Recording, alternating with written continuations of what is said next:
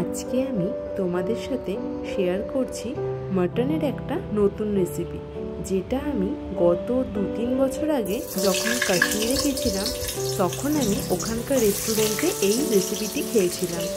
কি বলবো, আমি বলার ভাষা নেই, জাস্ট অসাধারণ ছিল খেতে। এই রেসিপিটা মানে মাটন রোগান জুস। আজকের রেসিপির নাম হলো মাটন রোগান জুস।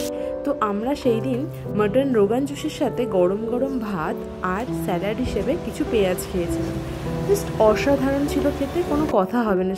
তো আমরা যখন ওখানে ছিলাম তখন চারিদিক প্রায় বরফে ঢাকা, আর সাথে ছিল আবার স্নোফলও। এইরকম ওয়েদারে এরকম গরম গরম ভাতের সাথে এইরকম মাটন রোগান জুস খেয়ে যখন আমরা ফিরেছিলাম তখন ওই রেস্টুরেন্টের ওই শেফের কাছে একটু রিকোয়েস্ট করেছিলাম যদি রেসিপিটি আমাদের সাথে একটু শেয়ার করে। তো সেই মতো আমি এর আগে বাড়িতে বহুবার মাটন রোগান জুস বানিয়েছি, বাট আজকে আমি তোমাদের সাথে রেসিপিটি শেয়ার করছি। তো চলো শুরু করা যাক। প্রথমে আমি কড়াইতে ভালো করে সর্ষের তেল গরম করে নিয়ে তার মধ্যে কেটে রাখা আলুগুলোকে ভেজে নিয়েছি।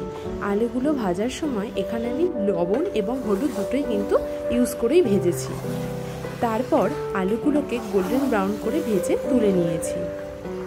আলুগুলো ভাজা হয়ে গেলে ওই তেলে গোটা গরম মশলা ফোড়ন দিয়ে নিয়েছি। গোটা গরম মশলার মধ্যে এখানে আমি দারচিনি, লবঙ্গ, এলাচ আর ছোট্ট একটুখানি জয়িত্রী ইউজ করেছি।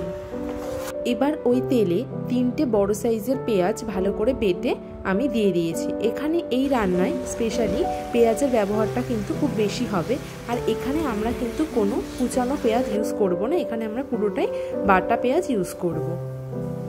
এবার পেঁয়াজটাকে হালকা গোল্ডেন ব্রাউন হওয়া অবধি আমরা অপেক্ষা করব। তারপর এর মধ্যে আমি দিয়ে দিয়েছি 2 টেবিল স্পুন আদা রসুন বাটা। এর মধ্যে আমি কাঁচা লঙ্কাও ব্যবহার করেছি কিন্তু। এরপর আমি দিয়ে দিয়েছি 2টো বড় সাইজের টমেটো পেস্ট। এরপর সমস্ত কিছু খুব ভালো করে কষিয়ে নিতে হবে যতক্ষণ না অবধি মশলা থেকে কাঁচা গন্ধ দূর হয়। তারপর আমি এর মধ্যে মশলা হিসেবে দিয়ে দিয়েছি লবণ, হলুদ, কাশ্মীরি চিলি পাউডার, আর মেনলি এখানে আমি ইউজ করব মৌরির গুঁড়ো, যেটা আমি শুকনো খোলাতে মৌরিটাকে কিছুক্ষণ ভেজে নিয়ে তারপর এটাকে রোস্ট করে নিয়েছি। এই রান্নার কিন্তু মেন ইনগ্রেডিয়েন্টস হচ্ছে এই মৌরির জন্যই এই মাটন রোগান জুসের স্বাদ কিন্তু অনেক বেড়ে যায়।